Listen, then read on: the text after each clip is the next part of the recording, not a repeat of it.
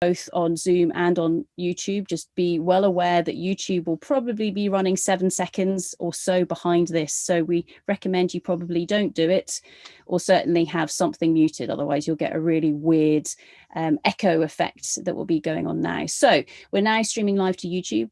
Hello, anybody who happens to be watching us from that direction. Greetings to everybody who's both on our panel and also on our attendee list.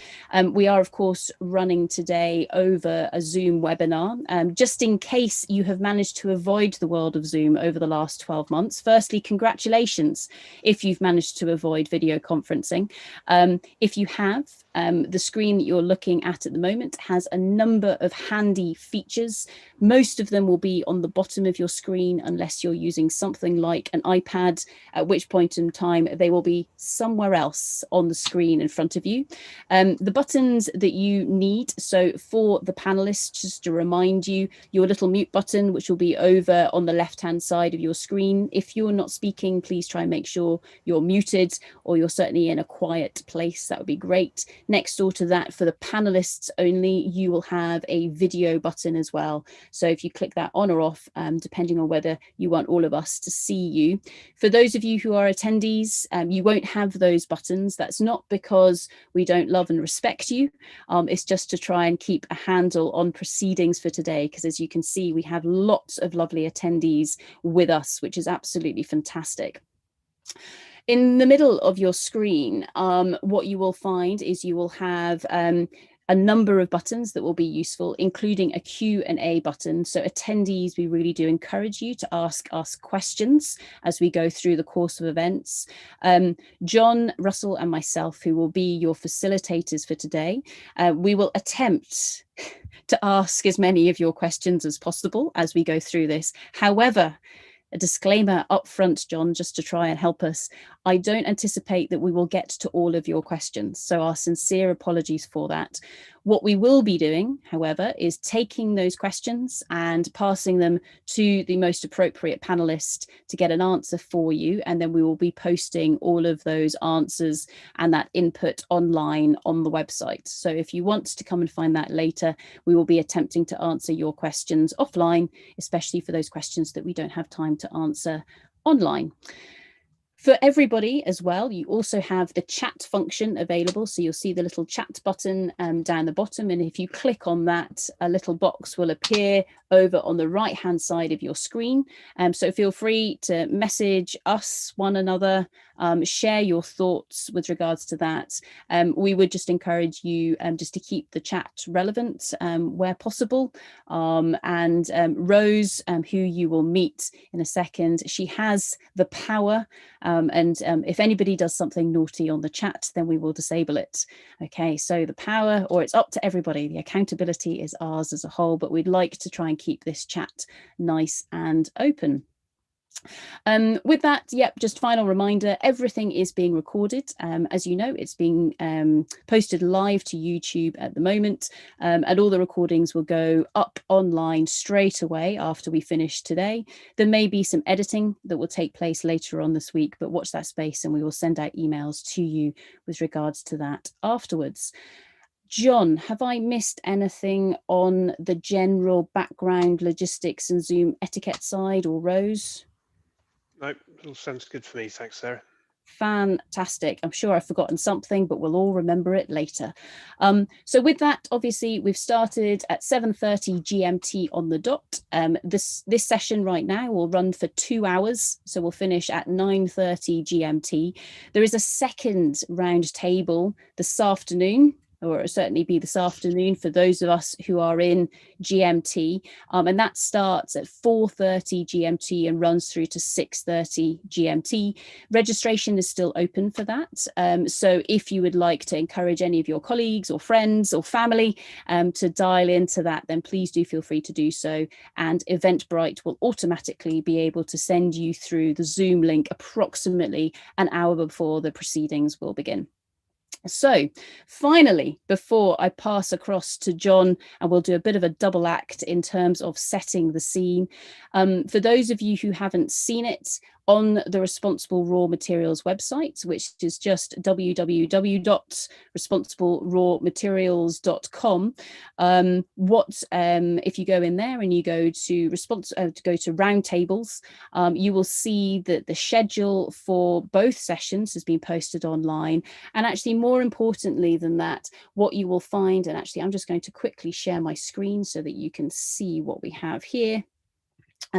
More importantly than that, what we have on this, as well as the agenda, are some pre-reading templates. So if you click on those pre-reading templates, you will see that most of the different codes and standards who are going to be sharing their thoughts and their ideas here today have actually filled in or answered a couple of very short questions.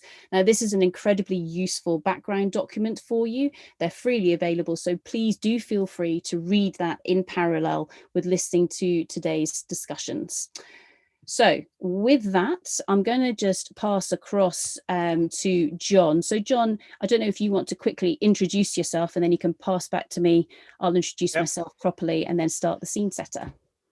Hey, good morning, everybody, or good evening or afternoon, wherever we are. It's brilliant to be here and see so many people from all over the world at this time of the day. It's fantastic.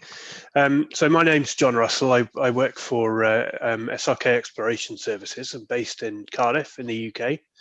And I'm a SRK is a project partner on the InFact project, which is sadly in its final week now after having run for 3 years. And part of that has been exploring how to increase the acceptability of mineral exploration and mining in Europe, and mainly in Europe, but also with a global view and taking the lead from our friends around the world or learning from their examples. And part of what we see as a mechanism for change in mineral exploration and mining is these international reporting codes, and what can be done there to generally improve what we now know as ESG performance, environmental, social and governance performance, from companies on the ground undertaking these activities. And I think we'll all agree that it's an enormous topic these days. There's a lot of change, there's a lot of discussion surrounding it.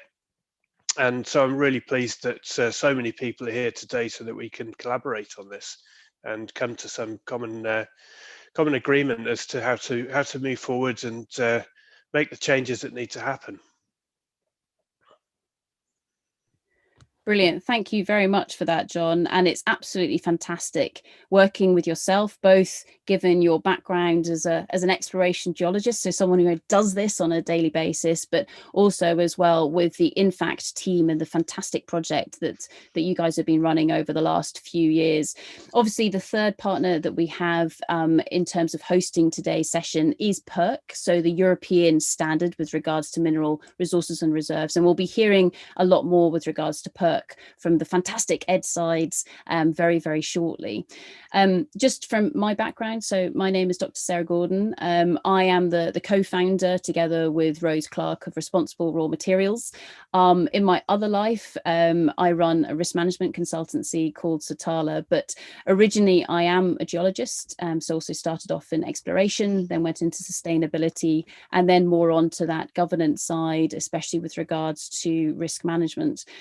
From our perspective, very, very excited to see how ESG within resource and reserve reporting codes and standards has been evolving over the last little while, and also the focus that we've got on ESG in those resource and reserve reporting codes and standards going forwards, especially over the next 12 months or so.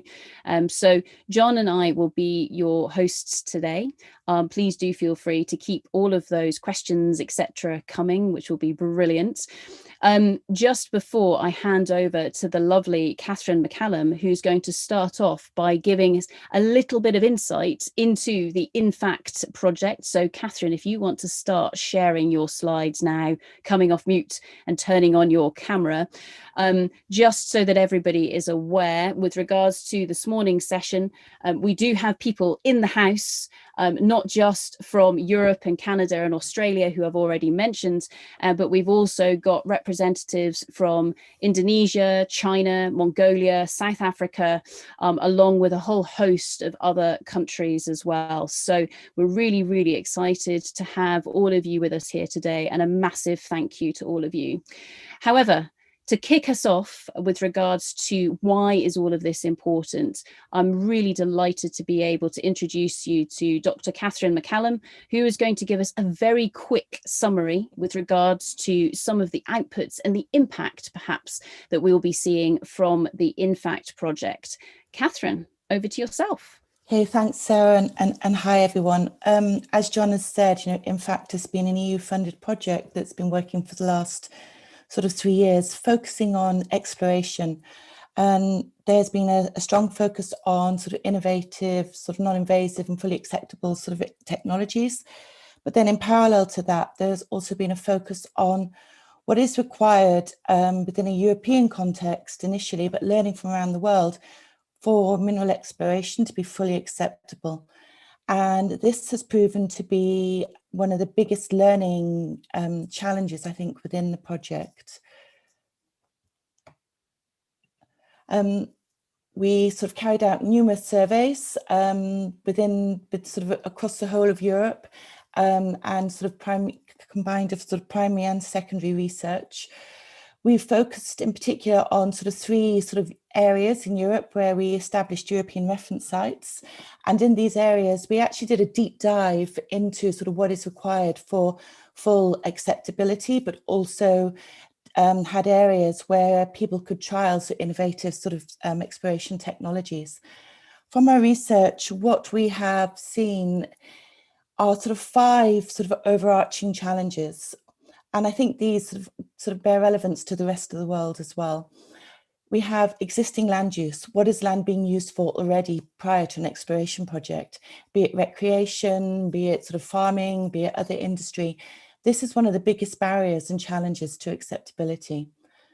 The negative perceptions that cloud the mining sector globally, sort of mistakes that sort of made, decisions made at board level and by some of our sort of colleagues that sort of might be represented in this room, to things happening closer to home, the way things are portrayed in the media, all of these contribute to the negative perceptions of mining.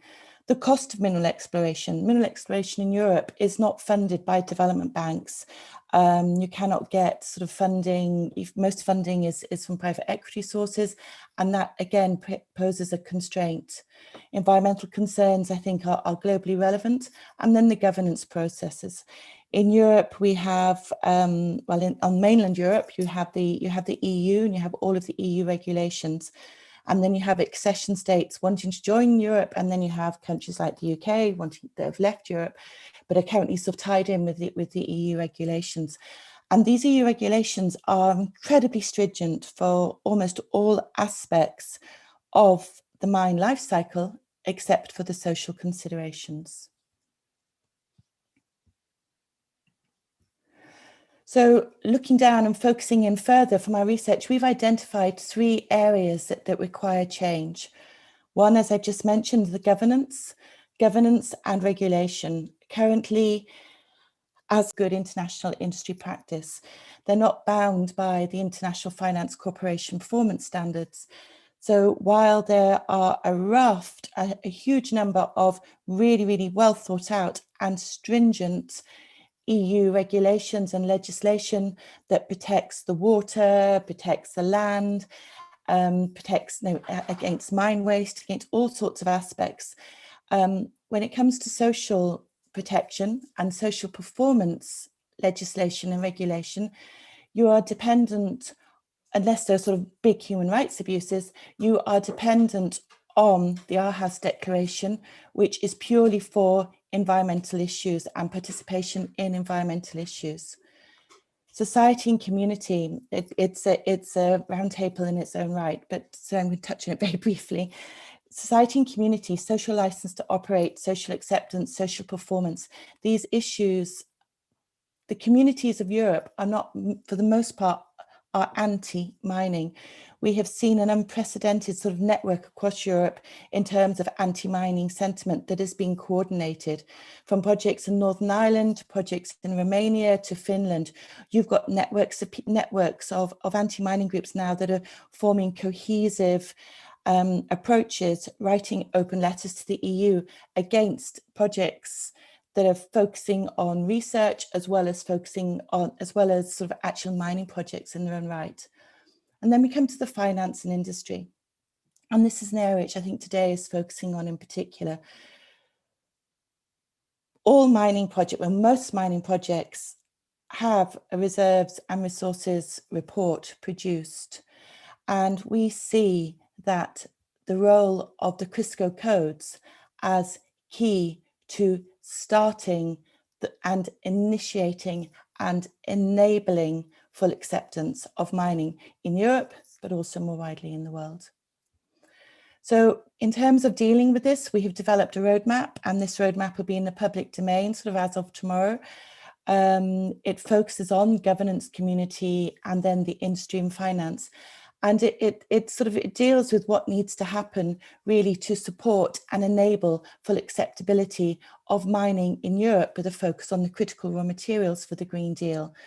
And within this are the Crisco codes. In Europe, we have PERC, but then we have, there's JORC and we have NI 43101 in Canada and various other codes around the world. In terms of the mine process, once you have permission to explore, the first report that you might have produced by a competent person will be potentially on your exploration results. And then the second one is your reserve and resources reporting once you have a mineral reserves estimate. Currently, South Africa is leading the way in terms of ESG inclusion in terms of this report. I've had the pleasure and the honour of being able to work with PERC for the last 12 months in supporting and strengthening their ESG sort of considerations within the Pan-European Reporting Code. But we see these as the key area, because if these reporting codes do not consider ESG to the full extent, then full acceptability won't be achieved. And the banks are listening to what people say. The banks are listening to the reputational issues, and they want that acceptance. And also these reports, actually, as you all well know, they open up the door sort of for additional finance. So that has been a whistle-stop tour, really, around the context in Europe. I think Europe has one indigenous group of people that are acknowledged, and that is the Sami in Finland. And incidentally, Finland has a sustainable sort of mining framework. It has the most stringent sort of national policies and legislation for mining. We have countries represented here today that have sort of different and numerous sort of indigenous representation, and it's interesting to see that the countries and the areas that have that are the ones that tend to have more social protection. But social protection should be for everyone, and I think the codes are in a perfect place to try and influence and support full acceptability of mining. So thank you. That's it. Brilliant. Thank you so much for that, Catherine, and really helping us in terms of the setting of the scene for today's discussion. So just while Catherine stops sharing her slides, what I'm going to do now is I'm going to pass across to John, who will give a 60-second summary, which is no small task in terms of trying to summarise what PERC, which is the European Resource Reserve Standards, has been up to. And then we're going to pass across to the fantastic Ed Sides from PERC to have a bit of a discussion with regards to some of the key items within that. So again, just building on what Catherine has said, the purpose of today's roundtables is really to explore what different nations from around the world have been doing with regards to ensuring that environment, social and governance, or ESG, is included within the resource and reserves reporting codes and standards in a meaningful fashion. And I think what we're going to see is that there's been fantastic progress all over the world. However, there are perhaps still some challenges and some gaps, which as a global community we can perhaps identify and then begin to move forwards to addressing. So with that, John, I'm going to pass across to yourself for the 60-second summary of PERC. Thank you very much. Thanks, Sarah, and thanks, Catherine, for the presentation as well. I think that was a really great scene setter in terms of understanding how these reporting codes fit into the overall thing that we're trying to achieve here, which is to instigate improved ESG and performance. So PERC, it's great to have PERC here. The INFACT project has been working closely with PERC, especially over the last year or so. And they've been involved with lots of our discussions in understanding the roles that Crisco could play here. So PERC is Europe's very own reporting standard for mineral resources and reserves, last updated in 2017. And it's particularly good to have PERC here because in the 2020 Crisco AGM, PERC was asked to start to make progress or take the lead on producing a template, if you like, or a prototype for new reporting codes which include enhanced ESG reporting and including additional guidance on considering these factors. So I think I understand from Ed that might be ready by quite soon, actually, March or April this year even. So we're all really looking forward to seeing that and learning how we all need to change to be able to fit into these excellent new templates. So Sarah, thanks, and let's hear some more from Ed. Great, thank you very much for that, John. So, yep, just to highlight to everybody, if you want to see the full response from PERC, just go to the website and click on the PERC button there, and you'll be able to see where Ed and the PERC team have completed their input in terms of what PERC have been up to. But just building on what John has said there, I'd like to welcome to the stage, as it were, the fantastic Ed's side. So, Ed, if you want to come off mute. And yep, PERC have been working really hard on a broad update, which of course integrates ESG within that. PERC's not the first to do this. Of course, there's been lots of learning from the fantastic South Africans, and we'll be hearing from them a little bit later. But Ed, do you want to tell us a bit more about what PERC have been up to, and also, I guess, the timeline for changes that we can expect to see? Okay, thanks a lot, and thanks everyone for joining this session.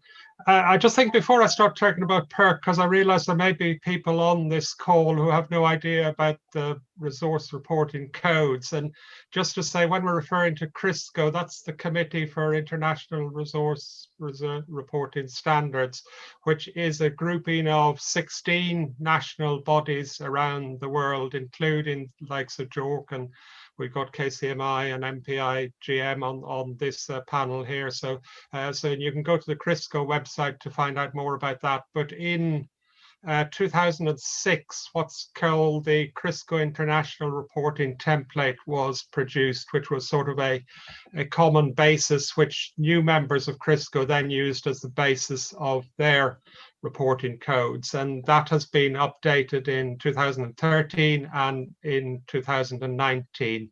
So if you like, the Crisco template provides a kind of common thread for all 16 of the Crisco members, and one of the most important things for those of us working in it is the shared definitions of terms like mineral resources and mineral reserves. So for people who from the ESG background who aren't as familiar with the codes, I'd recommend, Crisco is sort of the international umbrella, and then we have 16 different groups under those. And as already mentioned, PERC is the European one, which originally started as something called the IMM reporting code back in 1991.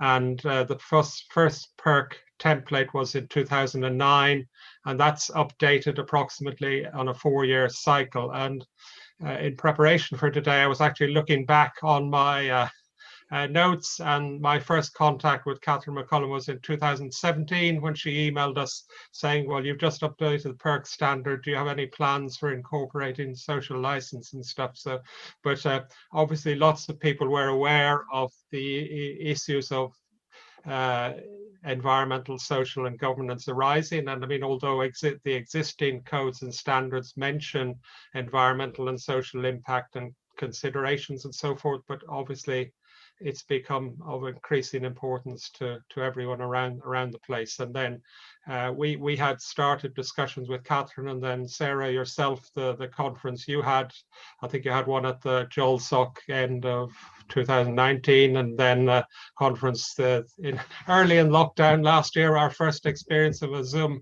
conference on responsible raw materials. And so there's obviously been lots of discussions going on.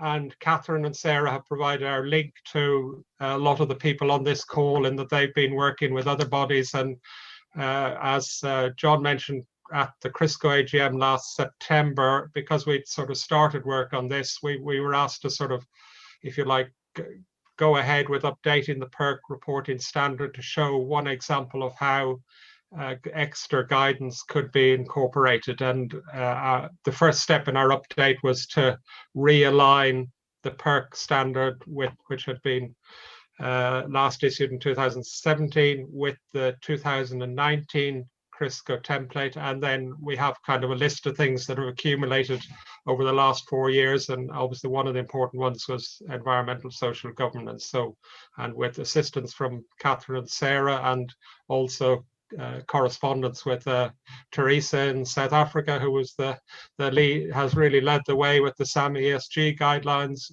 So we're all, if you like, all the international bodies are kind of trying to learn from one another, and if you like, we kind of leapfrog along. So the idea would be, when we issue the PERC reporting standard, before it can be adopted by PERC, it has to be shared anyway with the other national organizations, and there would be a chance for additional comment then.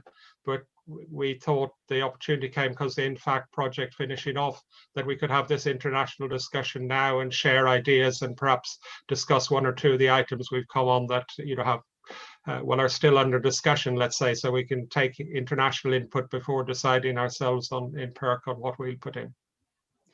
Brilliant. Thank you for that, Ed. And thank you also for that summary with regards to Crisco being that umbrella body that helps to bind together and allow each of the different codes and standards from around the world, I guess, to learn from one another.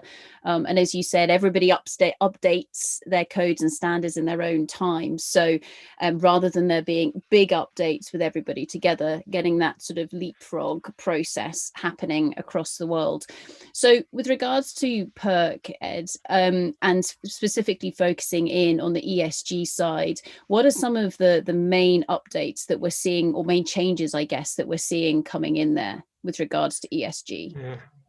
Okay, I think there's two main. Well, in the Crisco template, section 13, which was brought in, which was environmental. So we've kind of focused on that, which was already mentioning environmental and social aspects. And the main change we would be considering making is firstly to expand section 13 and retitle it environmental, social and governance, and put additional guidance in there. But another, and there's a corresponding in most of the standards, we have what's referred to as table 1, which is a checklist of items that the people writing the report should consider. So the corresponding section in table 1 would also be expanded to sort of highlight the kind of ESG aspects that competent persons should take into account. But one other issue that particularly with the input from Catherine, the INFACT project, and it's something I myself have often had difficulty, is that we have what we term the modifying factors in the codes, which, if you like, are considerations that have to be taken into account when we consider sort of geologically what's in the ground, which we would refer to as the mineral resource, when we wish to convert that into what we could economically extract, which we would term mineral reserves, or for the Australians, ore reserves. But that's where we would apply considerations like the prices and the costs and everything. And there have always been the concept that environmental, social, and legal and governance governmental aspects would be part of the modified factors. So we're really, in the update, we'll be expanding on the fact just that ESG modified factors need to be taken into account.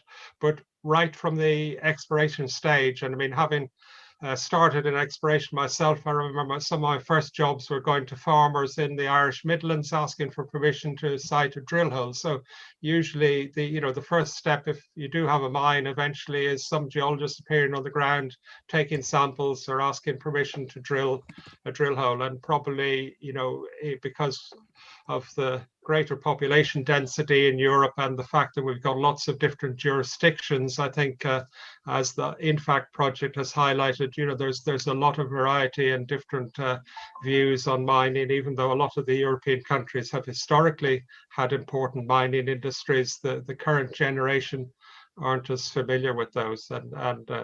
Yeah, so the other change in the codes would be saying that you have to consider these aspects right from the exploration stage. It's that they're relevant there. Brilliant. So I guess that there are some key items within the existing standard in terms of the framework of it, the structure of it, that we're seeing big updates coming through, but then also that move to say, actually, you need to consider ESG right from those very early stages. Just with regards to that, Ed, so of course you were mentioning the European countries. So PERC, and we can all see it from your background, stands for the Pan-European Reserves and Resources Reporting Committee. So PERC, of course, tries to bring together all of those different European nations. How easy or difficult is it to actually update PERC compared to perhaps some of the other codes or standards around the world?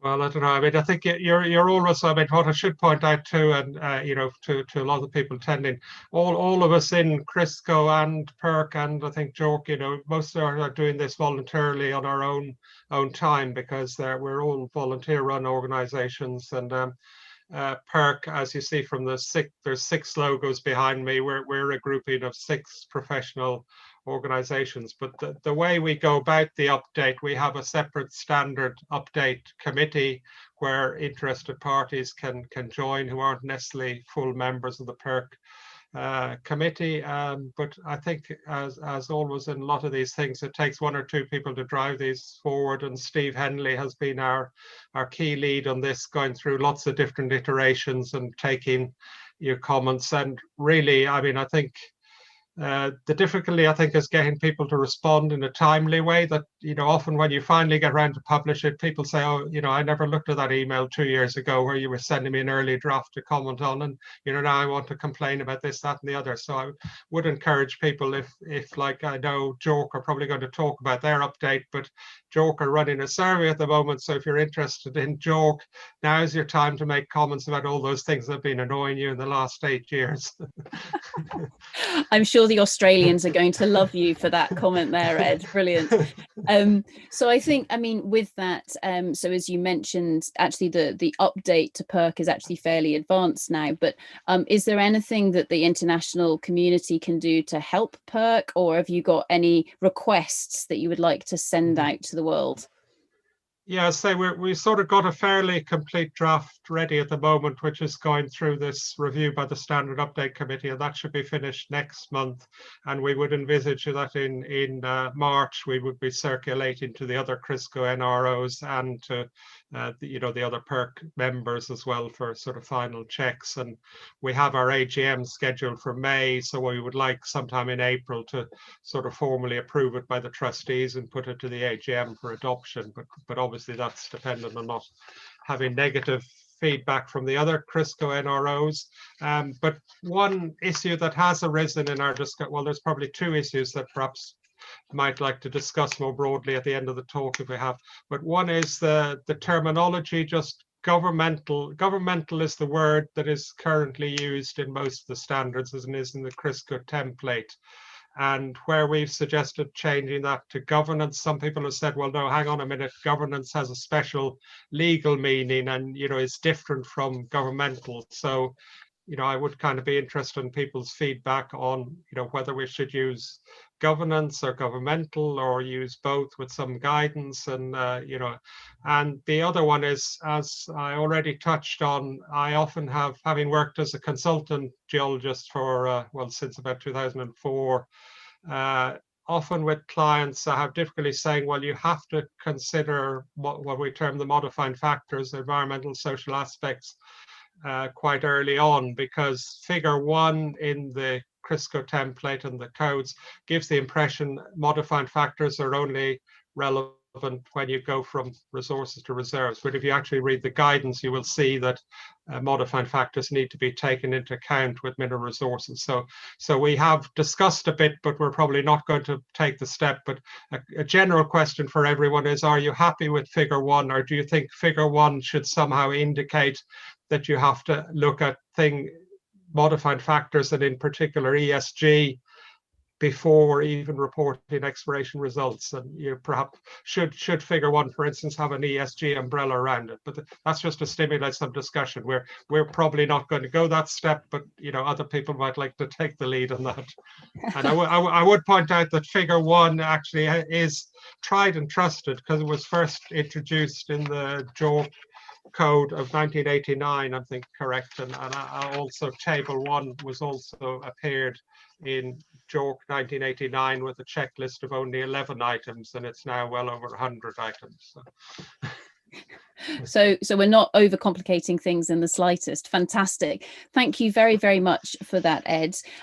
Just in case any of the attendees are there beginning to wonder, what on earth are we talking about with regards to figure 1, table 1, etc., we will be posting a translation with regards to what all of these mean on the website.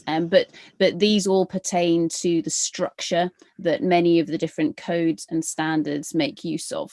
And they are very well recognized items that you often find within the different codes or standards around the world. So with that, Ed, thank you so much. You will be back this afternoon, I know, for a second slot, which will be brilliant. But ladies and gentlemen, from behind your muted mics around the world, please put your hands together for the fantastic Ed. Thank you very much, Ed. Brilliant. So now what we're going to do is we're going to hop across the Atlantic. We're going to go from Europe, and yes, that does include the UK for these purposes. We're going to hop across the Atlantic to Canada, because some of our fantastic Canadians have stayed up specially for this session.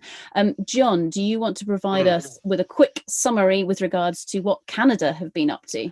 Thanks, Sarah. Yeah, and hello, Canada. Thank you very much for staying up so late to join us. And thank you as well for the feedback that you provided in advance of this meeting. Just to reiterate, that is all available on the Responsible Raw Materials website. There's some really interesting reading on there. So from Canada, we've got the CIM, Canadian Institute for Metals and Mining, and they've been working on since about 2017 to produce environmental and social best practice guidelines. It's still under revision, and I think there's a couple of interesting points in there in the feedback that they've provided. I think I'm right in understanding that this guidance is going to be less about disclosure and more about basic principles of good environmental and social practice in mineral projects. So I think that might provide some really useful guidelines that lots of us are looking for these days. And I think another important point that Canada has pointed out is that, or the way I interpret it, is that they're trying to separate the E and the S from the G. And I think we alluded to that in our last talk and some of the chat that's going on at the moment online. G is emerging to be one of the more difficult topics to deal with. What does it actually mean? Is it appropriate to include it? Should it be even part of the same section as the E and the S? So I'd be really interested to hear a bit more about that. Brilliant. Thank you very much for that, John. And just while our lovely Canadians turn on their videos and unmute their microphones, with regards to the government, etc. discussion on the website, we have actually linked to one of the videos from the conference back in May from the fantastic Ludovine Wouters, who provides a very simple 10-minute summary with regards to some of those key aspects. She is in herself a lawyer, so she's a very good person to be able to learn from there. So I think hopefully we are now joined by the fantastic Jennifer Hill, who I'm going to come to first. Jennifer, I'm going to come to you. So Jennifer has been leading from the SIM perspective on the best practice or the good practice guidelines with regards to the environment and the social side of things. So Jennifer, I'm going to ask you to comment on that if possible. And we're also joined by the fabulous Joe Ringwald, who has huge experience with regards to all of this, not just from the technical standpoint, but until very recently, he was CEO of a mining company, and so has really been there on the accountability side as well. And I think we might also have Deborah with us as well. So on that, Jennifer, if I can pass across to yourself, would you like to supplement John's introduction there with what you guys have all been up to in lovely Canada? Sure. Can you hear me now? You're good? Yep, we can hear you. Yep. Great. So yeah, we've got, as Ed says, yeah, we're all volunteers as well. So this is, I think, one of the reasons why it's taking a while. The most of our group working on the guidance are from the Environmental and Social Responsibility Society, helping out with MRMR's initiative to provide this best practice guidance to support the national instruments and the reporting requirements under the Canadian Securities Administrators and the legislation. So one thing that we've definitely been struggling with in coming forward to this is, and that's another reason it's taken a while, for the environmental and social components and people coming forward have a different interpretation of, I think, well, I mean, there's so much different interpretations of what is materiality when it comes to modifying factors. So a perspective from an environmental and social consultant point of view, it can be slightly different than the issuers. So I guess that's one thing that we've been struggling with. And so we've been coming back to, first we were looking at disclosure, but the instrument is what decides the disclosure. And so the Form 1 and the requirements within the instruments and national instruments and the laws are fairly well developed, but they are open to interpretation. So what our task is to put some structure around what that means, because in the past and over the time, it's fairly old instrument now, I guess from 2011 was the Form 1 for the technical report. And so we've seen a lot of different interpretations in the reporting of what that means, from everything from all looks good, trust us, to quite more elaborate descriptions. And so we were trying to figure out, do we go with more about the disclosure, or then we ended up kind of coming back and saying, no, that's not, we can't do that. We're providing the guidance on the best practice. And then from our perspective, there's a lot of guidance already out there. So towards sustainable mining is some good information. The IFC performance standards, I mean, those really go to the risks, the heart of the risks for investors and for financiers, which are applicable to mineral and mine resources as well. So we're going back to principles. What are those basic things, focusing just on environmental and social, because the governance it's a can of worms, but we do need to get our heads around it sooner than later. I think this is a well-needed guidance on governance is really the focus. You have to have the governance to hit the environmental and social on the head. So I think it's really key that we get our heads around that and move that forward. So we're going back to principles, and we're going to be pointing to all the great guidance that's already out there on environmental and social practices. So. Fantastic.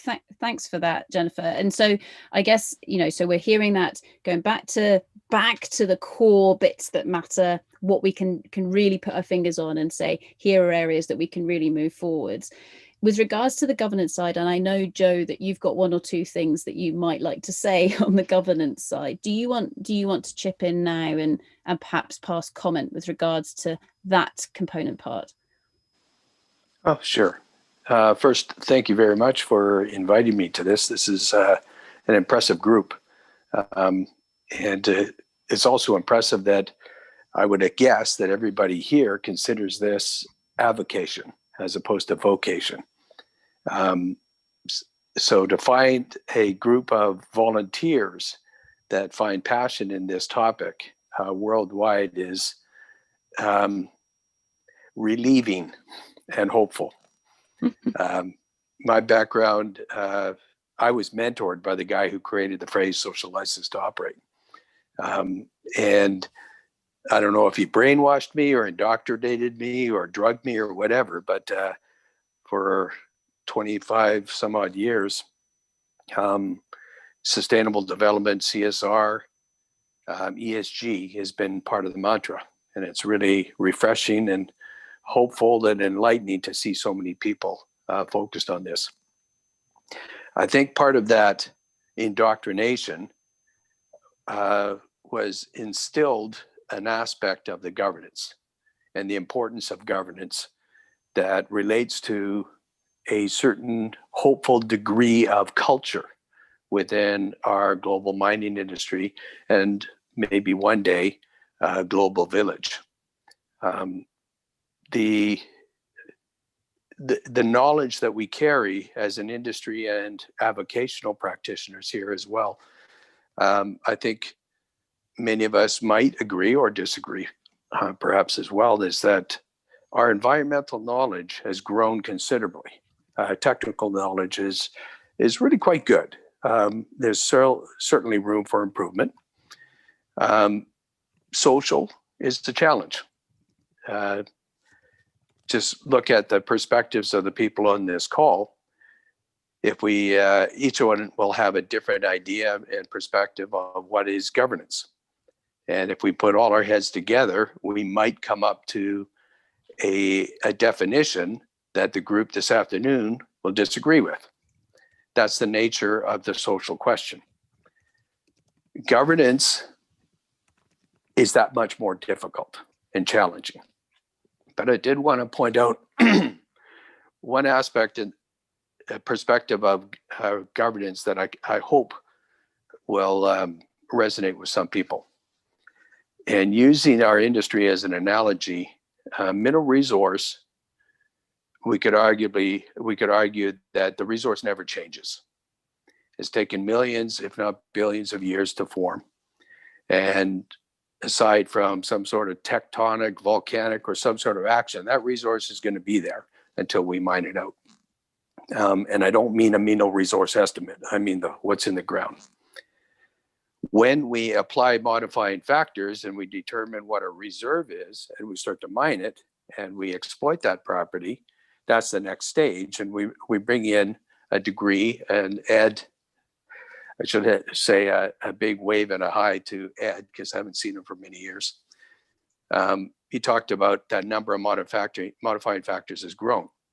And that's our next level of complication and challenge. We have focused for decades on mostly getting to that financial perspective, an economic beneficent, reasonable expectation of economic viability. But is it interesting that even though 43-101 had a section for environmental and social from its inauguration in 2001, and I was on the CIM Council to sign off on 43-101 back 20 years ago, and then basically been on the Resource Reserves Committee since then. When we created that, we included a section for it, social and environmental, but it hasn't really been enforced and held, people being held to account for that. So even through the upgrades and the changes to 43-101, including the last one in 2016, there's been a greater and greater focus on that. What was interesting is my involvement as an industry executive, that greater focus actually came from the financing side.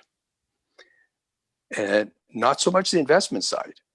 It was more on the loan, because the banks really wanted to see some degree of security and that you weren't going to get roadblocked and your mine shut down for some sort of social reason, as opposed to a tailing spill or something like that, that technical that we were pretty good at. It was the social, the unknowns, and how are we doing on that? And I've had many meetings over the years with very lofty executives of the big 6 banks in Canada, and they keep coming up to reputation and our ability to hang on to our social license to operate. That to them was the greatest risk for well over a decade. And that relates to governance. And here's the catch. They talk about corporate governance. Those of us who are deeply ingrained and indoctrinated into this, I would term it project governance. Because a project changes hands and ownership from discovery through all the phases to reclamation. You could have multiple ownerships. If we consider corporate governance, that changes from owner to owner. Project governance is something that can be passed on to community, and they have a degree of certainty because they're the ones who are, in fact, your greater risk. And in that, therefore, should be a modifying factor. And in that aspect, time is a modifying factor as well. Because when we're looking at electric vehicles or whatever we want for economic or social or structural development in the world, our access to resources and that clock is an incredible factor as well. So time and project governance need to be considered here. And I understand how difficult it is. And there's no one person that's going to come up with a solution. It's not going to be coming soon, but it is something that we have to consider and ensure that it evolves. Thanks. Brilliant. Thank you so much for that, Joe. So that acknowledgement of what is changing. So what does change, what doesn't change, and perhaps how can we be dynamic enough to incorporate that into what it is that we're talking about here. So fantastic. Thank you for that, Joe. Just in the interest of time, Deborah, I'm going to bring yourself in quickly and then finish off back with Jennifer again. What does Canada want from the rest of the world, / when can we expect updates or other things coming from Canada? So Deborah, if you want to comment quickly on that, and then we'll finish off back with Jennifer again. Certainly, Sarah, I will be very brief, just a couple of points. I'm Deborah McComb, and I'm a co-chair of the CIM Mineral Resource and Mineral Reserve Committee and the CIM representative on CRISCO. So I think one of the key things in Canada is our role as CIM is we work really closely with the regulators. So any best practices that we adopt, they become incorporated by reference in National Instrument 43-101. So it's from both sides that we're kind of pushing this effort overall. But with the CRISCO codes and our work in that end, I think very much so CRISCO has given confidence, I guess, to stakeholders and investing public in the work that we do, whether it's exploration and or the mineral resources or mineral reserves. And this confidence, because the codes are all aligned, it means it really gives us strength in having the group together to do this. And we build on each other. So as any code, if it's in Australia or if it's in the SAMREC code, we all put our ideas together and build the code or the template, as mentioned, into a better idea. So I think by increasing, having more of the ESG incorporated into all of our codes, that's definitely going to increase public confidence. So we're looking to each other to get to a better end result. So I'll hand it back to Jennifer. Brilliant. Thanks, Deborah. Jennifer, back to you. Yeah, I mean, really what we're looking for is rather than everybody trying to create the same wheel, let's create the wheel together and build upon everybody's work, because there's so much good knowledge here, and I think we need to do that. So we're looking forward to that. I think we really need to. We're looking forward to more transparent, more consistent reporting and disclosure through Mineral Resource of what we know are high risks for projects and investment. So. Brilliant. Thank you so much for that, Jennifer, Joe and Deborah. That was absolutely brilliant. I know that we could talk for a lot longer with regards to what's been going on in Canada. Just as a bit of an advertising slot, we will be joined by some more of your colleagues later on today at the 4:30 GMT slot. So Ian Thompson, Garth Kirkham and Greg Gosen are going to also be talking about some of those different aspects with regards to 43-101, which is of course the Canadian focus here. But round of applause, ladies and gentlemen, for Team Canada. There we go. You can clap yourselves, that's all good. Brilliant. So with that, and also please do keep the questions coming. I'm going to hand back to John as we pass across the Pacific to our fantastic Australian team. It is the national holiday with them here today, so we're very, very glad to have them on board with us. John, over to yourself whilst Team Australia turn on their videos and turn on their microphones. Thanks, Sarah, and good evening, Australia. Happy Australia Day. Thanks for taking the time out to join us here. So really interesting stuff from Canada there, and I think there's a couple of points that neatly lead us into Australia, actually. Firstly, about to do with time. In terms of the timescales to make these changes, certainly I think in Europe here with the Green Deal, Green Deal 2050, we're starting to feel a bit of pressure to see how exploration and mining can meet those objectives. And time is not our friend, actually, if we're going to produce those critical raw materials in a responsible and socially acceptable way. We do need to get moving on the acceptability issue.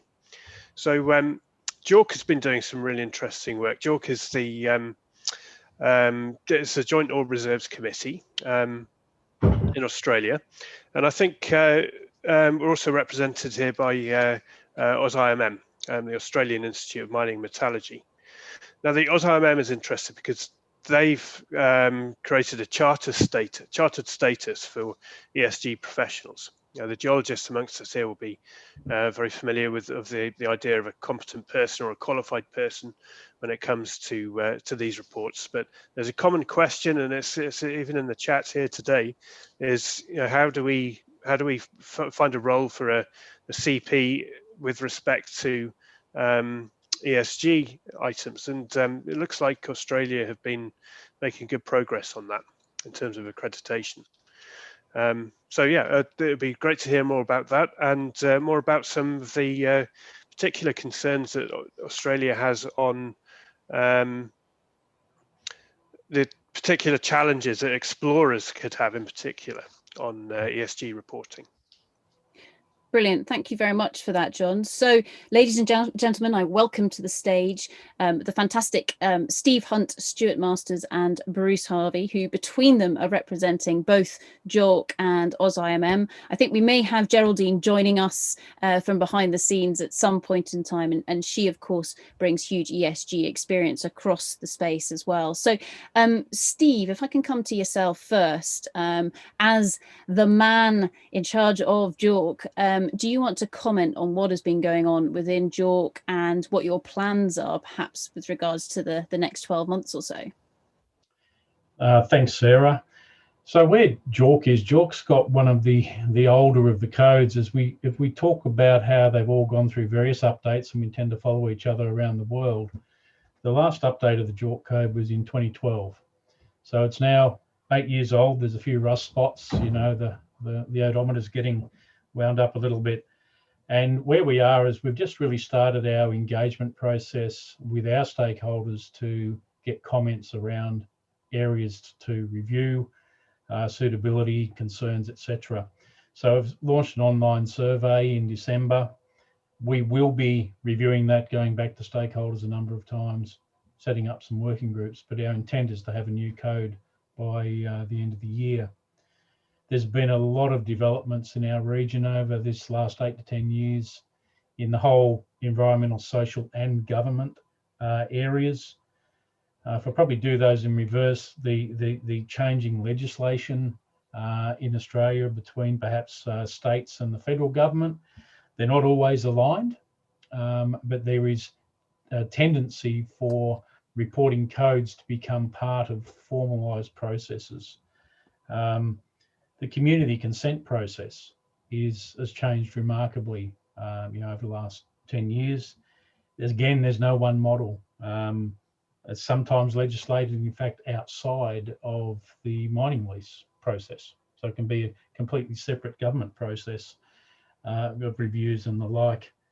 Environmental standards, like everywhere, they continue to evolve. And some of those get hard coded into legislation, some of them aren't. So what's the right thing to be doing and where are the things there? And last but not least, we tend to talk about ESG, but the changes to investor expectations. And as came out of the last session there, that actually really does mean about project financing too. So if you don't have those people happy, you can have all the rocks in the ground you like and you're nowhere because you can't develop a process. So all of these things are moving, and they've all moved considerably in that last period of time. We know we're going to have to engage with a bunch of stakeholders there. There will be a lot of commentary come into the committee, as a minimum, but we have to find a way to make the code workable, but then get appropriate, material disclosure and appropriate transparency in the sector, so we can avoid, ultimately, that a reserve reported, misleads, the investors in the community and the like. So there's a whole chunk of that in there. A lot of it's about what are the approaches, how do we understand what is professional work, and how do we get alignment, because we don't want each of the international codes to look something different. They've got to all progress in stages, but they've all got to get to a common basis. I might throw over to Bruce now and talk about the work that's been happening from a professional group side about how do we self-recognise in this sector. Bruce? Thanks, Steve. And Sarah, I've lost my headset. It's just gone out. So hopefully you can hear me talking direct to computer. Yep, we can indeed. Thanks, Bruce. All right, very good. Well, look, I'm not a member of JORC or Valmin. I'm on the AusIMM Social and Environmental Committee, and I'm chair of what's known as the ESG Social Responsibility Committee. The former is a standing committee. The latter is not a standing committee. We're basically organising forums for AusIMM to consider these matters of ESG more broadly. As a result of that, independent of JORC, because we're looking right across all project gateway reviews and our industry acceptance as broad as possible, and more particularly at the professional standing of our members. So last year, as a result of that work and a forum we held in 2019, AusIMM developed what's known as its social responsibility statement. That statement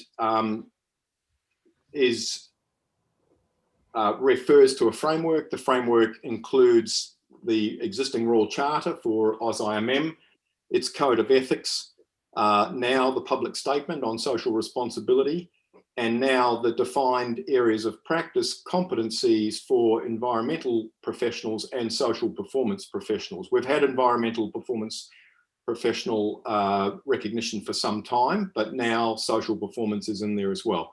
So that in the statement generally, it refers to what level 1, which is basically says all members of the AusIMM need to be aware that they have social responsibility accountabilities in their everyday work. Level 2 says those members who are in leadership roles have to have a degree of understanding and how that will be applied in their work environment and with their work teams. And level 3 is competence. So it's people with environmental and social performance credentials, if you like. we don't mean it to be credentialing as such, but we want, and we have defined a set of area of practice competency descriptors. They're not. We don't claim that they're universal, but they cover everything, and they will evolve. And all of the links to that are available on material we've sent in, and anyone can find that. Now, although it doesn't directly relate to JORC or any of the codes that you're referring to, our position is that at some point it will be necessary for people to sign off on ESG factors. In fact, it's already necessary for project financing in major projects that have equator bank financing, or it's like some of the projects I've been in, IFC financing. So, you already have to have people who know what they're talking about across a full suite of ESG matters. So the development of the chartered professional area of practice competencies for environmental and social performance practitioners is designed to do that. It will ultimately be available for those people. It will not be, we don't propose that it will be necessary to have chartered professional status to be deemed competent for the purposes of signing off on a code. But we are saying it'll certainly be a pretty good indicator that you might be getting there. So we've got, there's this conundrum around credentialing. There may be people who choose not to become chartered professional, and it's a pretty onerous process, I might say, for the geologists, for metallurgists, for anybody to achieve chartered professional status within the AusIMM. It's no less so for environmental and social performance professionals. It's pretty onerous. We're not saying that you have to have that to be deemed competent, because some people may choose to just rest upon their CV, and so they should. I mean, some people have got some pretty extraordinary CVs, so they should be recognised for that. And that, I won't say much more, but it's a parallel development that we think is complementary to the work that you're talking about here. That's fantastic, Bruce. So when will that be available? It's available now, and the material I sent through, in fact, the template we filled in was a collaborative effort between Steve and Stuart and myself, and the links are in there, so you can find all that material now. And in fact, you can find it all on the upgraded AusIMM website, which was upgraded only a week ago, with a fantastic search engine. So now you don't have to go searching through a hierarchical, maze. You just type in whatever it is you want to find, and up it comes in a Google-like search mechanism. So awesome. A little picture for AusIMM. Fantastic. That's absolutely brilliant, Bruce. So ladies and gentlemen, with regards to that professional competency and actually being able to bring in that ESG aspect, do encourage you to go and take a look at that newly revamped AusIMM website, and we'll make sure the link is posted for you as well. So Stuart, maybe if I can come to you just in closing, and I know that this really is a whistle-stop tour around the world. Do you have any final comments that you would like to offer on behalf of Australia as a whole? Other than, and not speaking for JORC, Steve's the official spokesperson, but what I suspect we'll struggle with is the explorer end of the business. How do they deal with this without becoming too onerous, and what can they do about it? But having said that, a lot of the S-related problems are rooted in the exploration end of the business. That's the very such promises. Yes, that end of the business is probably where we're going to get a lot of kickback, and one of the more difficult ends of the business. Yeah, so I think that's something there, and I'm sure we've all been facing this, is, how do you make sure that ESG is incorporated as early as possible, as we've already heard earlier on in the session, but it's done in a way that is not overly onerous, so that it either scares people off, or the quality of the information that they provide is still at the level that we would expect, rather than being compromised, perhaps, because we're asking people to provide information that is actually incredibly difficult, perhaps, to pull together at that end. So that's absolutely brilliant. Thank you so much, Team Australia. A round of applause for you guys from this end of the phone. You can now go get your beers for your national holiday, whilst we now move north to Indonesia. So John, do you want to just give a quick introduction to Indonesia, and then we'll come across to Buddy? Yeah, thanks, Sarah, and thanks, Australia. Great point there at the end about the importance of good ESG performance in these earlier stages of exploration. It's a subject that's very close to my heart. I think it's critically important to build those relationships from the very outset if the project's going to have long-term success. And reading Indonesia's feedback was really interesting because they've also hit on a topic that's close to my heart and that of all of us within the INFACT project. They've provided some really interesting thoughts on how exploration practices themselves can be changed to reduce the impact socially and environmentally in those earlier stages of exploration, making best use of things like innovative exploration methods and remote sensing in order to reduce the requirement for more invasive forms of exploration. And so really fantastic ideas in there, and good to see how Indonesia is trying to incorporate more technical side of exploration into improving ESG performance.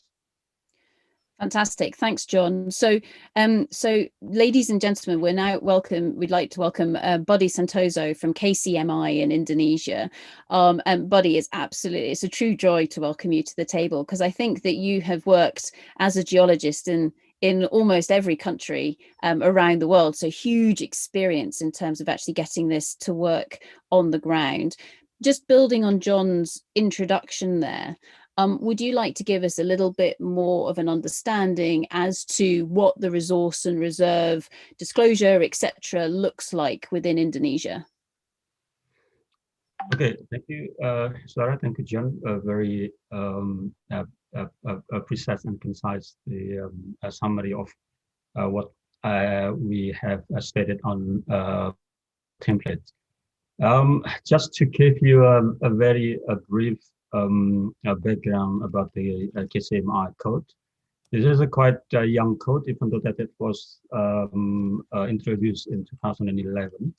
It has been updated back in 2017, and it's been used massively by the company in Indonesia, maybe only for the last 5 years.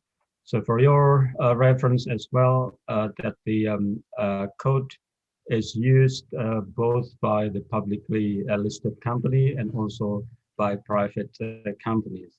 So and honestly, about the ESG, trying to put the aspect of the ESG aspect within or inside the reporting code, it's something that needs to be discussed very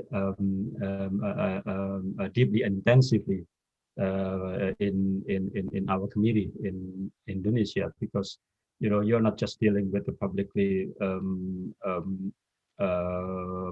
a listed company, but also some private companies, because all the reports to the government now has to comply with the KCMI code. So this is something that is not quite new, the ESG, but it is something that probably can be new for a company if it has to be put inside the reporting code. So we rather emphasize more in technical, because this is something that can easily be implemented soon, and it is in our domain, if you like. For instance, try to use more about technology, techniques, and so on, that could probably get less impact to the exploration's activity footprint. And because it is the government is because the government is also required or recognized by the government. The government itself, that has kind of environmental and social analysis, impact analysis, if you like, for all stages in explorations. So basically, something that's not quite new, if it has to be also recognized by the code as well in some states, but not probably in the very time soon. So, and again about the technicals, yes, we have implemented some techniques of remote sensing techniques been used or considered reliable techniques to generate the targets and also some geophysics, remote geophysics, airborne geophysics data can also be used to substitute some of unnecessary or excessive drilling data, especially for some quarry commodity. This is something that we can easily and straightforward implement what the E and S at least in this discussion. And I would like to also expose a bit about the motivating factors. I think some of our colleagues were mentioning about the motivating factors that's already covering the environmental and also social. And for your information, in Indonesia, that all the project that has to go to the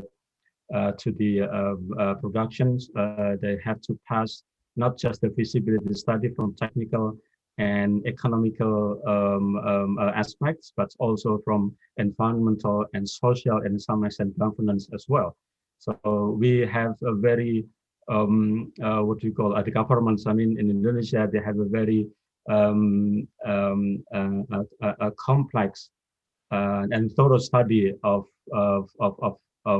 analysis for the environmental and social impact of the mining that is going to be built, not just the mining, but also during the exploration stage as well. So basically, it's been there, and it's just simply how to incorporate those to the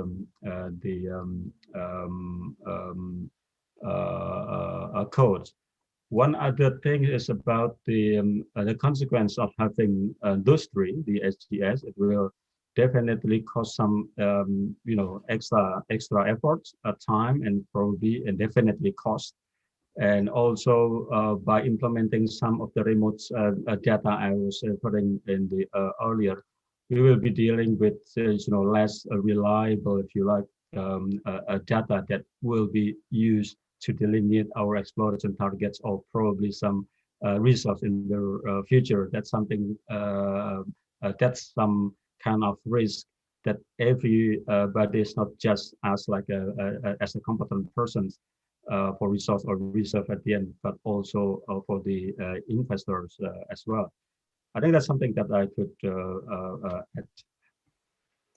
That's fantastic. Thank you very, very much for that very succinct summary. And I think the comment that you make about the fact that this is just as relevant for private companies as public companies is really important, as well as large companies through to small companies. Do you have a timeline with regards to when you expect to be updating different aspects of any of this? I think for the time being, to put the very exact timetable, I don't think if we have anything set up already. So to tell you the truth, for the first time when we got the invitation from Professor Marco, it was something like, we would like to learn, we would like to hear from our counterparts and then the CRISCO members of CRISCO family. And then we will see if there is something, what similar idea or something that we could learn from them, and then try to implement if there is any practicality in any time soon in our code. Brilliant. Thank you very much. And I think actually to that, the Australians have already been busy in sharing links that might be useful to you. So ladies and gentlemen from around the world, please do feel free to pile in on the chat and share links, ask questions. If we can't come to your questions now, then we will post the answers online later. So with that, ladies and gentlemen, please put your hands together for Buddy from Indonesia. Absolutely fantastic. So thank you very much, sir. Absolutely brilliant. Thank you for that. And I'm going to hand back to John, who's going to inch our way further north into China. John, back to you. Thanks, Sarah. Hello, China. Thank you very much for joining us both. We've got Ariel and Meng here. Really good to have you on board from the point of view of a region or an organisation which is currently in the application phase of joining Crisco. It's early days, so I really hope that you're getting some good ideas here, and we're all here to support you in this transition. So it's as I said, it's a work in progress. China is the Chinese Association of Mine Appraisers has been tasked with joining Crisco, and a committee of geology and resource exploration has been set up under the CAMA, led by these two great people that have joined us here today. And so I'd like to highlight an interesting fact that Meng is the first Chinese geologist with the European geologist title. So congratulations on that. It's good to see your geo extending its arms all the way across China. Brilliant. Thank you very much for that, John. And Ariel and Meng, a massive thank you to have you joining us here today. Just for those of you who dialed on earlier on this morning, we were discussing with Meng having other roundtables, but to do them in languages that might be more accessible. So we will be doing, hopefully, a roundtable at some point in time in Chinese. So we'll be able to get more representatives from your wonderful country on board as well. So first, Ariel, I'm going to come to yourself. And just ask you if you can quickly describe what is the current status of ESG within mineral resources and reserves in China? Thank you, Sarah, and thank you, John, for the great summary about what's happening here in China. And it's really great to be able to be able to share what is happening here, which is limited, but it's really great to listen to all the gentlemen and ladies discussion just now. So here in China, for the mineral resource and reserves status, we are, as John mentioned, we recently just published the Chinese code for reporting on exploration results, mineral resources, and the mineral reserves, which is called the CAMERA code. It's still a trial version. It's been published on the 11th of December 2020. So CAMERA is the China Association of Mineral Resources Appraisers, and understand like it's still working towards joining Crisco, and will likely get a Crisco template compliant code launched around the half two of this year, 2021. So very much looking forward and then to see how the board of CAMERA is working on, and to find out more about the detailed policies or regulations hopefully will be embedded, especially for ESG, because currently in the current the CAMERA code, there are very limited terms actually clearly addressed for ESG. There are definitely a few terms regarding to environment, considering about like the MEE, the Ministry of Ecology and Environment. They do we do have these environmental laws, and for all the mining companies, they have to apply to apply the mining license or exploration license to reaching the certain standards under the environment law. But that's why there are more environmental terms in the current the CAMERA code, but there are limited. There is also very limited like social terms addressed in the current version, and there's basically like no G in the current code. So there is I trust like there is a long way to go, but considering like China is setting the goal to reach carbon neutrality by 2060, and there are so many like events and conversations has been held, both like from a government level or from like a private companies level. So we believe like we're sourcing the way to achieve the pragmatic approach to reach this goal from every fields or industries. That's what is happening here in general for the mineral resource and reserves part. Yeah. That's fantastic and really exciting with regard to those updates that are coming through. Absolutely brilliant.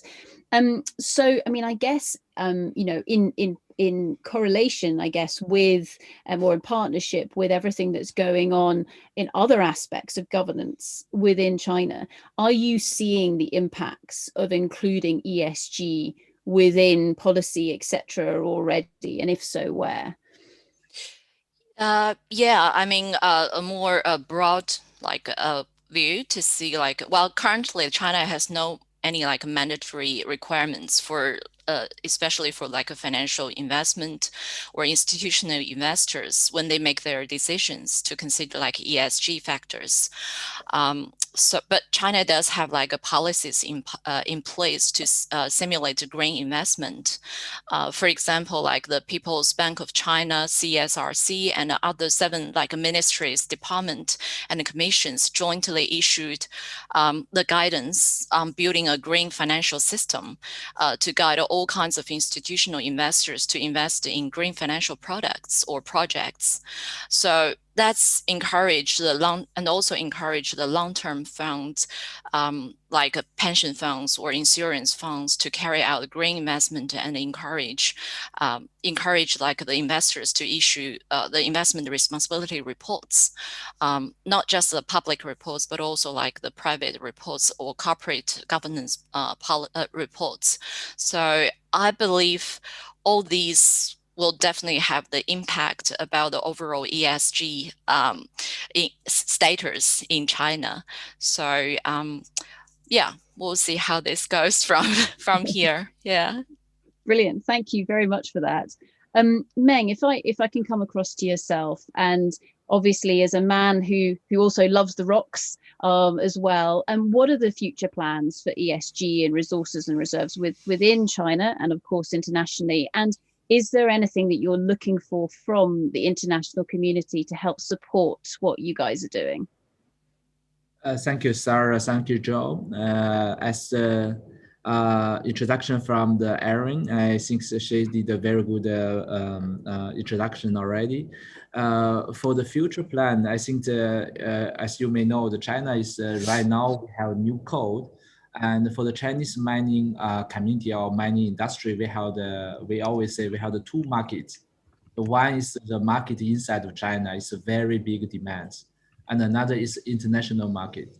So the future plan for us, this is a very important. We need to at every geologist and all of the mining companies to know the new code.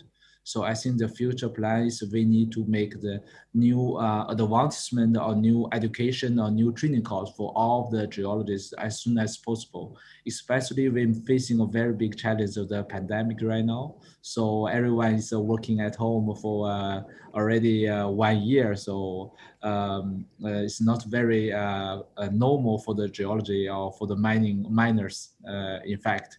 For this year. So we published this new code already half a year. So in the next step, we need to really need to do all the promoting for this new code. And the second, I think, is as Aaron said, we are very strong.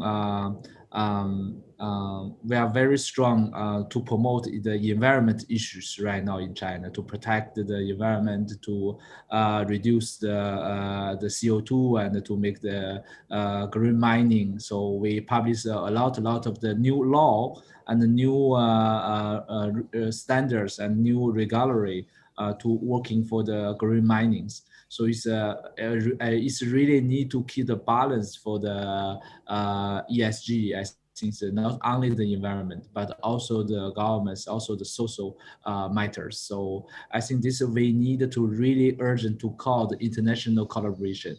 So this is I think the second plan for us. I think the third is in this year we are planning for a new international meeting or summit to make a new open door policy for the mining community or mining industries to open to not only the policymakers but also the industry. So we need to in the same community or same platform to dialogue and to really to working together to how to working this new new code together with the ESG in the futures. As you may know, we have almost 260,000 geologists in China. So it's a really big number, and it's really big community. Most of them is working for the mining. So this is a really big challenging right now for China. So we are really urgent calling for the not only working inside of China, but also for the international collaborations. Also for the for what we are looking for from the international communities, I think the first priority things for us is now we are applying for the member of the CRESCO, and so this is will be a very important for China to in the same platform with other members of the global world, including the minings, including other geologists. So I think this is a very important, the first step for us to be the member. And then we can exchanging to working as a bilateral collaboration or the international collaboration with other countries like JAC, like PRC and other code. So we really need to make the same code. So for the two market of China, one is inside of China, one is international market for the Chinese mining community. So we really need to think about how to working as a whole market, because this is very important for the futures. And it's really for the miners to make the same language, because the code is only language for the miner, for the geologists in the future. So this is a very, very important. And the ESG is a very very important for all of the miner and geologists, not only because of the code, but also we need to understanding the different culture, different policy, different societies. So this is really challenging for the geologists or for the miners to working in the other countries. So if we are open to a global market for the minings, if we need a big support for the future minings, green minings, so we really need to have the ESG inside of the code and to make a very strong impact. So the training course, the international dialogue, the collaborations, the meetings is all necessary for the futures. This is my review, and I hope we can keep a dialogue and keep working together for the futures. And yes, so this is. Brilliant. Thank you very, very much, Meng. And thank you as well, Ariel. That was an absolutely brilliant, very brief insight into what is going on from the China perspective. And to both of you, I really love the international flavor of that. And we look forward to your upcoming summit sometime later on this year. So ladies and gentlemen, please put your hands together for Team China. There we go. It's a bit like the Olympics, isn't it? There we go. Thanks, everyone. Brilliant. Yeah. Thank you very much to both of you. I'm going to pass back to John, who is going to help us inch slightly further west, and we're going to go to Mongolia. So John, over to yourself, and Gerli, if you'd like to take yourself off mute and turn on your camera. We'll see you soon. Thanks, Sarah, and thanks, China. It is a bit like the Olympics, and it's going to be really interesting watching the race between Europe and China to reach carbon neutral by in similar timescales in the role that exploration and mining has to play in that. So yeah, very interesting times. So welcome, Mongolia and Heli. It's great to have you on board. So I've really enjoyed reading your the feedback as to that you provided already about what you're trying to achieve over there. So Mongolia is a young member of CRISCO, having joined in 2014, and Heli is she's got the huge task actually of trying to incorporate two different systems in Mongolia. So they have the national reporting code for mineral resources, but also their new code, the MRC code, which has been developed on the CRISCO template. And she's trying to integrate the two and finding it a challenge, she says. So yeah, thank you. Over to you, Sarah and Hurley. Let's hear more about how that's going. Brilliant. Thank you very much, John. And Hurley, thank you so much for joining us from site in the Gobi Desert. So thank you very, very much for dialing in. Now, you will have heard all of these fantastic summaries from around the world. As the person who has written much of the documentation in Mongolia and is now implementing it, is there anything that you would like to add with regards to some of the challenges or opportunities perhaps that you have in the Mongolian context? Yeah, I'm on a site, and I'm kind of waiting for the permission to get a drill permission from the local social community. So that's the challenge. And then in here in Mongolia, we have the exploration and geology work. Even mining is facing very difficulties from the local people, and as well as government. So that's the thing. I was thinking that Catherine was talking about anti-mining issue as well.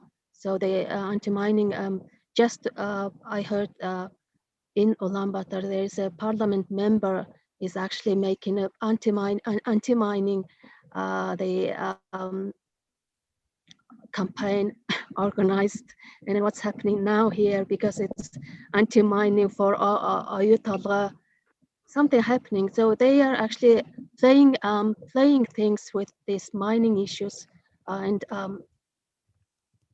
they're calling regular population to raise up. That's mining is not the thing we want to things like this. So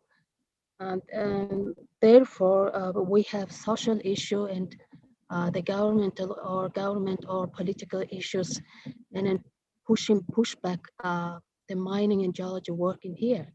So I was thinking that on the code, we have to consider those things, and then how we bridge the national codes into the public one. So that's the big issues. I was thinking, yeah, that's the thing.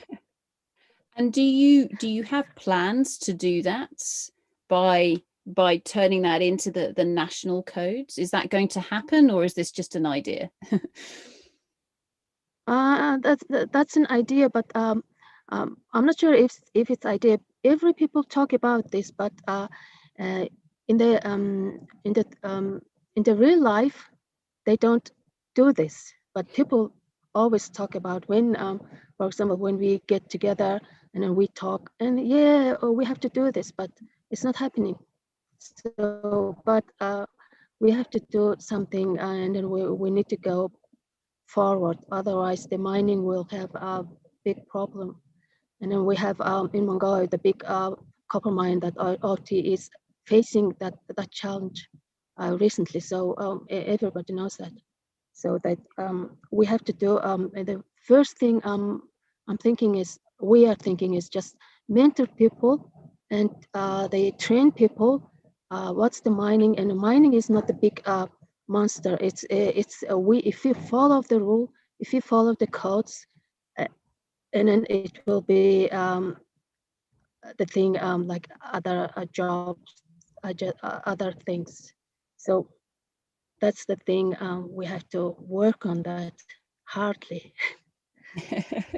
Yeah, definitely. And I think that transition from talk to action that has true impact is perhaps one of those problems or challenges that is certainly being seen globally.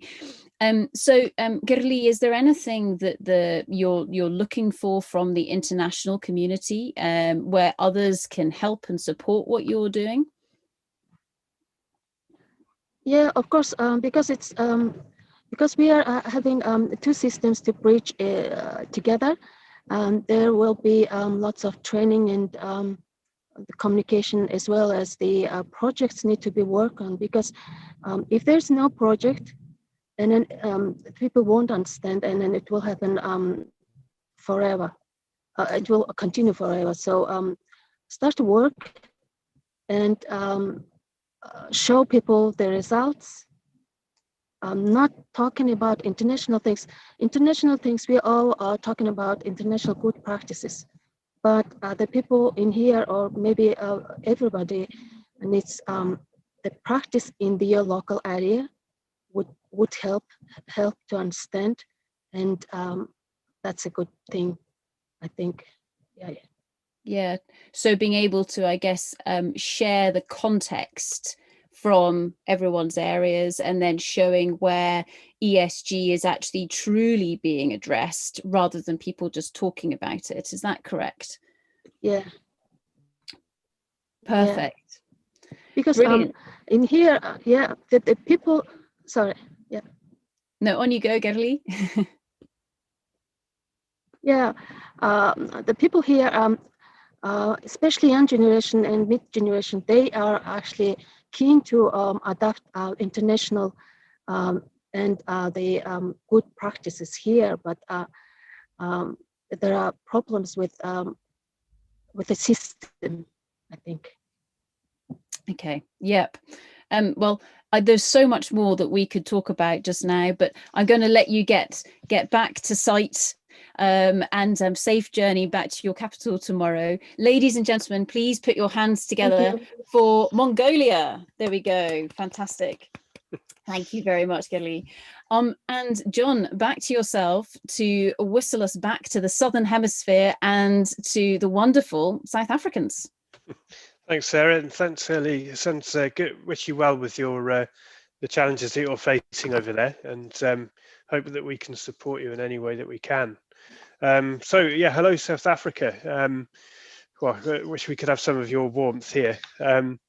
So South Africa has been, as Catherine said earlier, has been leading the way in some respects in terms of producing guidelines for ESG reporting via their SAM ESG guideline, which was developed in 2017, I believe.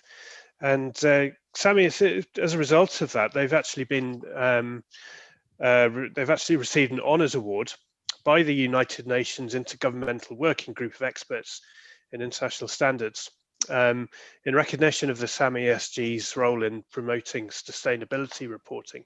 So congratulations for that. And I'm sure that we've all got a lot that we can learn from you guys. So let's hear what you have to say. Thanks, Sarah. Brilliant. Thank you very much, John. So Teresa and Tanya, I'm not going to say this is where it all began, because I think all of us have been thinking ESG for many years, but you guys have done an absolutely fantastic job by getting it written down, getting it out there, and actually testing it, and then building on everything that has been learnt with regards to that. So Tanya, maybe if I can come to yourself first, do you want to provide a more of an update with regards to what's happened within South Africa, and also where you're going? Well, like most organizations, we're looking to remain relevant within the minerals industry. We're looking to assist our members, whether it be small junior companies, whether it be explorationists, whether they be large mining companies. We want to make everything relevant to people who are actually out there working in the field. And we have a lot of individuals or companies here in South Africa who are not rich companies. They have very limited budgets. And so we're trying to help these ones to be able to apply all of the modifying factors when determining a resource or even a reserve. And one of the things that has been done over the last couple of years, and lately driven very much by Teresa, has been the ESG. And so what we're trying to do with this is to sensitize everybody to the importance of ESG, almost making them want to voluntarily report on ESG features. And so some of the things that Teresa is doing with the new update on her guideline is to show how it's applicable in the exploration stage, and also how it's applicable in mining. A comment made earlier by the Australians is that these are two completely different areas of application. And this is one of the challenges that we're finding as well.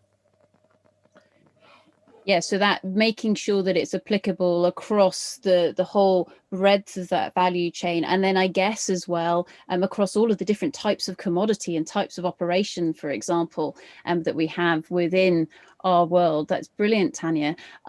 Teresa, do you want to build on what Tanya's just said? She's mentioned your name in vain there. I suspect there's some extra items of information you'd like to share. Thanks, Sarah. Yeah, so we have our SAMES guideline, which, as John mentioned, sort of became officially part of the SAM codes suite of codes from 2017. Development of it started in about 2013, 2014.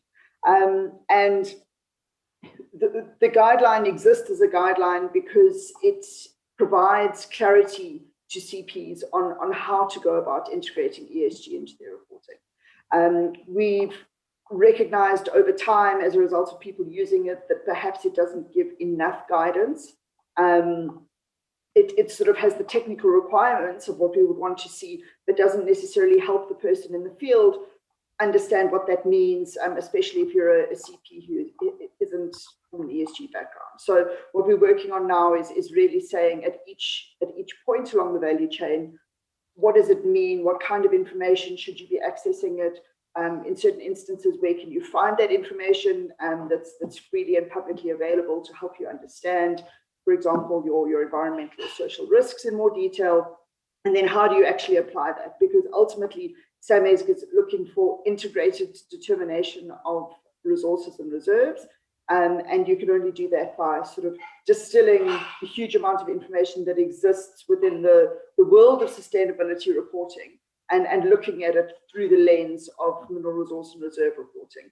And it's a challenge. And as with any of these things, once you really get stuck into it, the devil's always in the detail. So, you know, there's technical terms and processes within the CRISCO/SAMREC codes. And when you're looking at it from an ESG perspective, we're now trying to say, well, actually, how can we better align what we're asking of competent persons, given that these are the processes that they are used to using, and how can we dovetail with that? As a result of this process and all the conversations that we're having today, we may find that there's a sort of a push from a different direction, is to say to CRISCO, well, you know, from an ESG perspective, perhaps these concepts might need to be relooked at. The governance versus governmental within the modifying factors definition is probably one of those. But there's certainly others from a nitty-gritty detail, and we're trying to sort of, in our own minds, distill that at the moment as part of our update to the SAMES guideline. Brilliant. Thank you, Teresa. And thank you, Tanya, for that. So I guess because SAMES, which is SAM and then ESG, so this is how all of the South African codes, etc., work, just in case you're wondering, because you guys have had yours out for a little while, and going back to perhaps some of the comments that were made by Pak Buddy from Indonesia, for example, where he talked about the consequences of truly incorporating ESG into, I guess, the calculation of the resources and the reserves. Have you seen any kickback from companies with regards to this? Because one assumption might be that when you incorporate ESG, does that then shrink the size of what might be the resource or reserve that had previously been declared? Have you seen any of that come through, or is it too early? I think it's too early. We haven't seen as much adoption of the SAMES guideline to the extent that we would like. And I do think part of that is because the guideline doesn't provide enough guidance. You know, it sets out sort of what you want to see, but not necessarily how to go about doing it. We did a review of some of the competent persons reports from the 2019 financial year last year. And we found that there were a couple of projects that had done it well in terms of not really well financial sensitivity modeling, but on a range of different scenarios that were influenced by, particularly in this case, it was environmental criteria.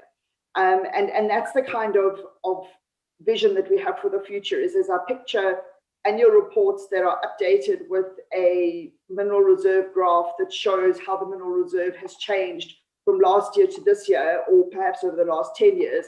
And somewhere on this waterfall graph, because it's usually a waterfall graph, there's a little bar that says, environmental. And there's a further explanation as to what that means. And it could be positive or it could be negative. What a company does on the ground in terms of their ESG, particularly environmental and social performance, should give them benefits in the future. There may be an initial contraction of a reserve because we recognize, for example, that there's a sensitive area that we're going to stay away from. But as perhaps maybe the company demonstrates that they're able to do better quality rehabilitation that could help restore that sensitive environment, they may be able to mine there under stringent conditions because the government, the investors, the host communities have increased their confidence in the ability of the mining company to actually deliver good performance. So that's what we would like to actually see happening in practice, but we're not there yet. Well, I mean, at least you've started so that we can begin to see which bits are working and then where improvements can be made. So I just, in closing, what is your expected timeline in terms of the next steps so we can all be aware of them? So we're hoping to, by the end of this year, have an updated SAMES guideline that we can share with the broader community for input. We were gratefully involved in or able to comment on PERC's update now, which is fantastic. When SAMES was developed, we didn't do the sort of broader public consultation process. And I think at the time it was the right decision. But now that many of the codes are more formally looking at ESG, that we're in touch with each other via CRISCO and forums such as this, it's the ideal opportunity to send what we're thinking out into the community and get broader input.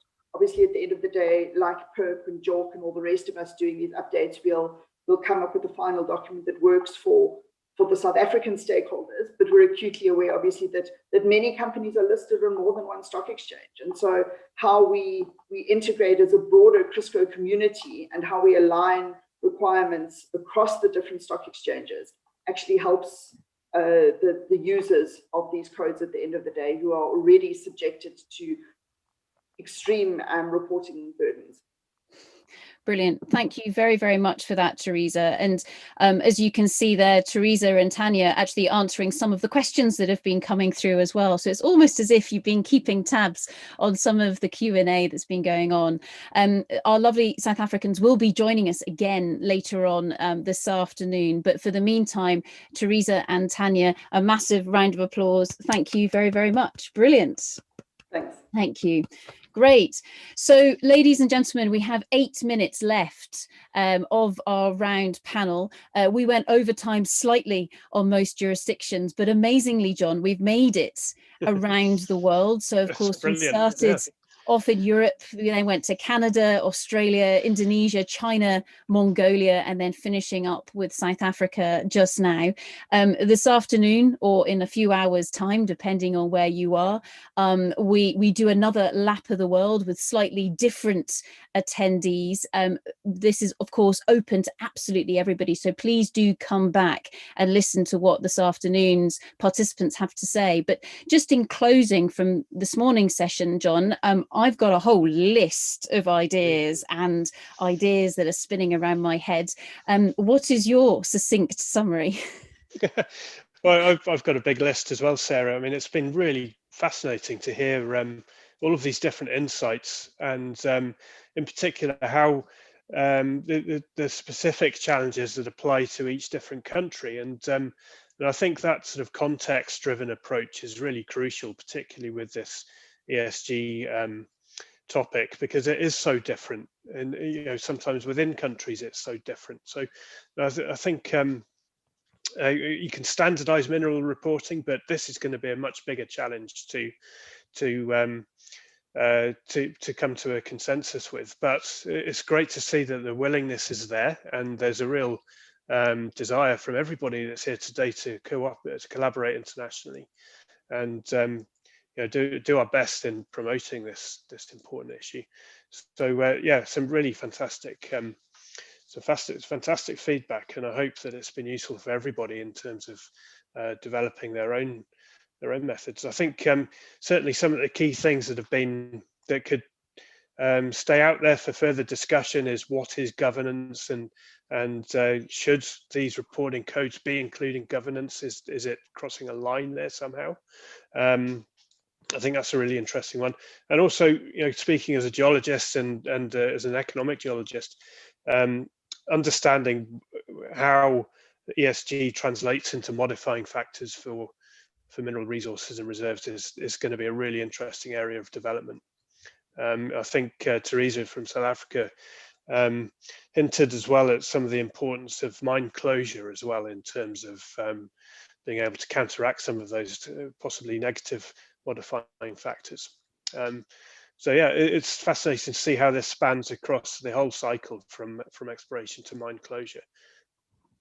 Yeah, no, and I think so. Yeah, so you've got the full value chain, and actually that acknowledgement that the earlier you start pulling ESG into this in a meaningful way, the better, because actually often it is that exploration geologist who can actually create a lot of the potential threats that then manifest later on in the day, all the way back at the beginning of those projects. So acknowledging that ESG is important all the way through. It's not just something that you do when you get to certain stage gates, such as a feasibility study, when you more formally perhaps have to pull together environmental and social impact assessments, for example. This has to start earlier. And so how do you incorporate that without it being overly burdensome, perhaps on the competent person or the competent team, perhaps, who are there pulling together the resource reserve documentation.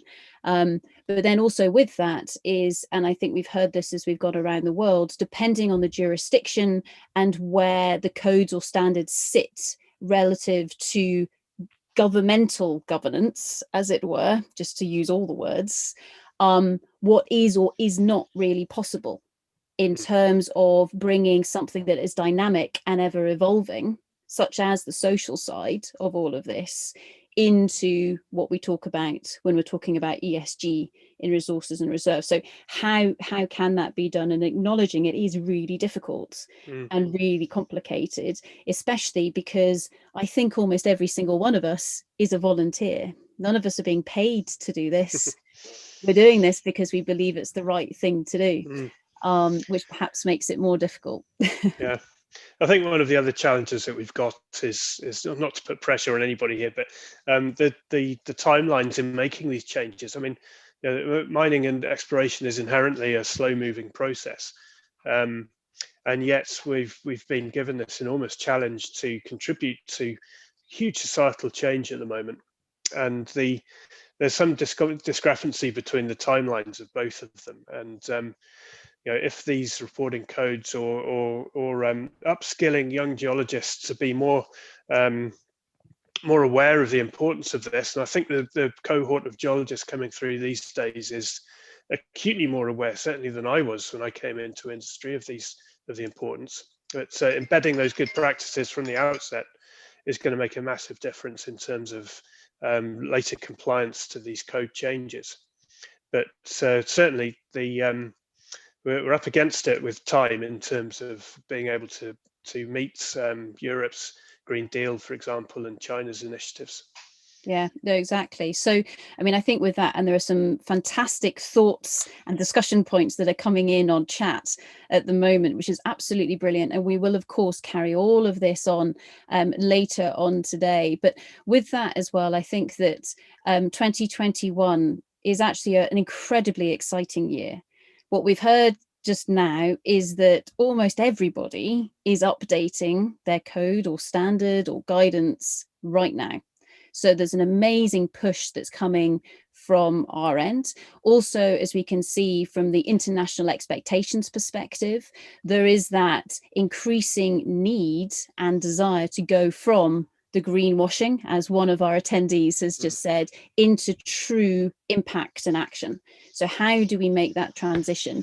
And then finally, I think for me personally, the most exciting thing of this is that if within what we do, from the resources and the reserves and understanding and predicting, of course, how much useful rock sits beneath our feet, if we can truly incorporate ESG at this stage, then actually ESG further downstream from what we do actually becomes more realistic and perhaps more meaningful, rather than somebody else having to insert ESG on top of what we talk about. We should be incorporating it at our end if we can, rather than perhaps the myriad of standard systems, guidelines, etc. that are out there, than having to superimpose over the top. But anyway, there are many, many different aspects that we can discuss later on today. It is now 9:30 GMT our end. Thank you so much again to our teams from around the world. A massive round of applause. If you want to turn on your videos again now so we can just see all of you, that would be absolutely fantastic. So thank you very much, Gerli from Mongolia, Deborah, Stuart, etc., all of you from around the world. Truly glorious. Thank you very, very much for joining us here today. Just a reminder, everything will be posted as recorded on the website, together with all of your fantastic comments and the Q&A. Watch this space. This discussion will continue this afternoon. I'm not promising that we will have any solutions, but at least we're sharing where we all are as a community. So thank you very, very much. A final round of applause, and hopefully see you later on. Thank you. Brilliant. Thank you very much. And we'll stop the recording now. Excellent. Thank you, Sarah. Thank you, everybody. Bye. Cheers. Bye. Thank you. Bye. Learning. Cheers. Bye. Bye, everyone.